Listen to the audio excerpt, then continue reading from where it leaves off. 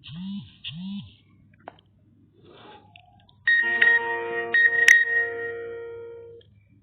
Welcome student. जैसा कि हम हजार्डस वेस्ट मैनेजमेंट डिस्कस कर रहे थे, एंड हजार्डस वेस्ट मैनेजमेंट में प्रीवियसली जो हमने डिस्कस किया था that is what different types of hazardous waste, different sources of hazardous waste. Now in this section we will discuss about the treatment of hazardous waste. The treatment of hazardous waste, there are basically three kind of treatment that we have adopt in the case of hazardous waste. First is your physical treatment, second is your chemical treatment, and third is your biological treatment. तो आज के session में हम discuss करेंगे physical treatment. So there are various process involve in the physical treatment. ठीक है, तो अगर आप इंडस्ट्रियल एफ्लुएंट की बात करते हैं, इंडस्ट्रियल एफ्लुएंट में डिफरेंट काइंड्स ऑफ सब्सटेंस अगर प्रेजेंट है तो उसको किस तरह से आप इम्प्योरिटी फ्री बना सकते हो. Okay, so the physical treatment of hazardous waste, this includes process that separates component of a waste stream or change the physical form of the waste without altering the chemical structure of the constituent matter. तो हमें कोई भी chemical change नहीं करना. ठीक है, chemical composition में कोई चेंज नहीं करना है, हमें सिर्फ फिजिकली उसको ट्रांसफॉर्म करना है. ठीक है, so these processes are very useful for separating hazardous material from an otherwise non-hazardous waste stream so that they may be treated in a more concentrated form or separating various hazardous components for different treatment process. ठीक है, now the physical processes that are commonly used in waste treatment operation are as follows. The first process जो यहाँ पे दिख रही है that is your screening process. So with the screening process we simply remove the coarser size particles. ठीक है, जो आगे जाके आपके प्रोसेस को अफेक्ट ना करें. ठीक है, so screening is the process for removing particles from waste stream and it is used to protect downstream pre-treatment process. तो यहाँ पे एक स्क्रीन, आपको एक पिक्चर दिख रहा है, इसमें एक स्क्रीन दिख रही है ना. नाउ स्क्रीन के थ्रू आप क्या करेंगे, जो भी रॉ मटेरियल आ रहा है, जो भी वेस्ट वाटर आ रहा है, उसमें अगर सॉलिड पार्टिकल या कोर्सर पार्टिकल प्रेजेंट है तो आप उसको रिमूव कर सकते हैं. ठीक है, नाउ आफ्टर दैट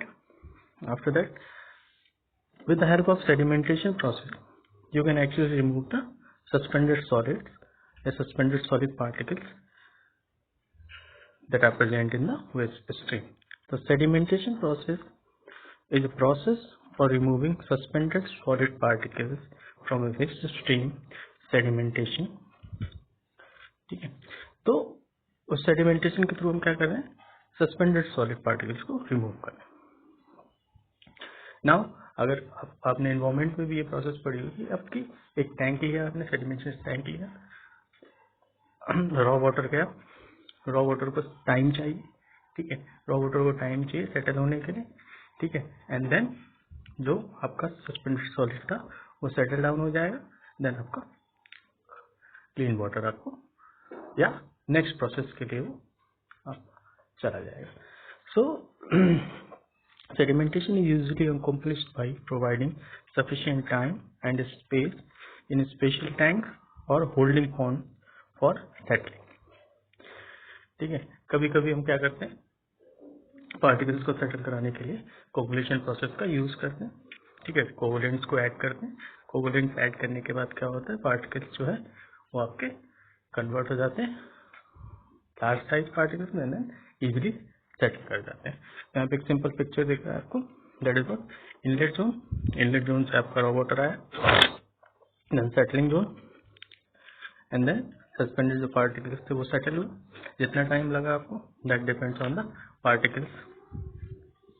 ठीक है, एंड देन आउटलेट जोन, जो नीचे आपको स्लज जोन दिख रहा है, एंड आप इसको सिंपली रिमूव कर सकते हैं by scrapping.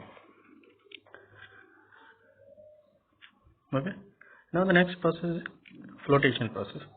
So flotation is a process for removing solids from liquid by floating the particles to the surface by using tiny air bubbles.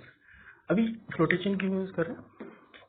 तो आफ्टर सेडिमेंटेशन जो पार्टिकल बच जाते हैं या सेडिमेंटेशन प्रोसेस जिन particles को रिमूव नहीं कर पाती उसको हम फ्लोटेशन के थ्रू रिमूव करते हैं। पिक्चर के थ्रू आपको दिख रहा होगा किस तरह से हम एयर बबल्स को इंट्रोड्यूस करते हैं, then agitation with the help of agitator हम उसको सॉलिड पार्टिकल्स को रिमूव करते हैं।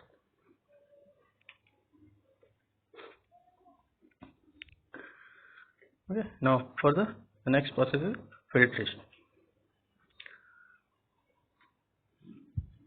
So depending upon the contamination हम different लेवल का फिल्ट्रेशन को चूज करते हैं। तो filtration is a process for separating liquids and solids by using various types of porous material. There are many types of filters designed to achieve various level of separation. तो जिस तरह का contamination है, जिस तरह के सब्सटेंस प्रेजेंट है, उसके बेसिस पे हम फिल्ट्रेशन टेक्निक को यूज करते हैं।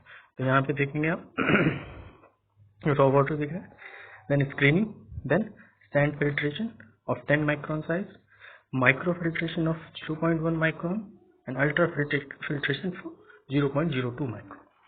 ठीक है, तो डिफरेंट फिल्ट्रेशन मीडिया को डिफरेंट फिल्ट्रेशन साइज को यूज करके हमने डिफरेंट इम्प्योरिटीज को रिमूव किया। तो सैंड फिल्ट्रेशन के थ्रू हम सपोज हेयर्स प्रेजेंट है तो उसको रिमूव कर सकते हैं, माइक्रो फिल्ट्रेशन के थ्रू हम बैक्टीरिया को रिमूव कर सकते हैं, एंड अल्ट्रा फिल्ट्रेशन के थ्रू हम वायरसेस को रिमूव कर सकते हैं। After that you will get ultra filtered water। Now the next process is centrifugation process। The centrifugation is a process for separating solid and liquid component of a waste stream by rapidly rotating a mixture of solid and liquid inside a vessel। तो एक vessel दिख रहा है, इस vessel में आप क्या करेंगे, रोटेट कराएंगे mixture of solid and liquid को, एंड देन आपका सॉलिड सेपरेट हो जाएगा, ठीक है, एंड देन लिक्विड डिस्चार्ज आपको।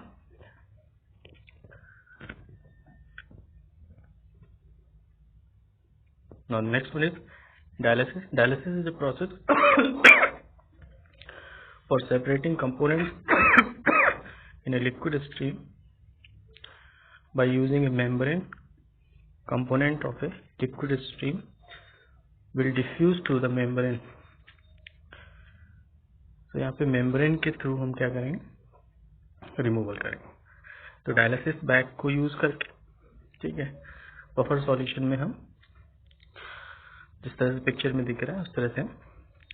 सो what actually dialysis is used to extract pure process solution from mixture waste stream. ठीक है, सो आज के लेक्चर में हम इतना ही रखते हैं, बाकी की जो फिजिकल प्रोसेस है वो नेक्स्ट हम लेक्चर में डिस्कस करेंगे।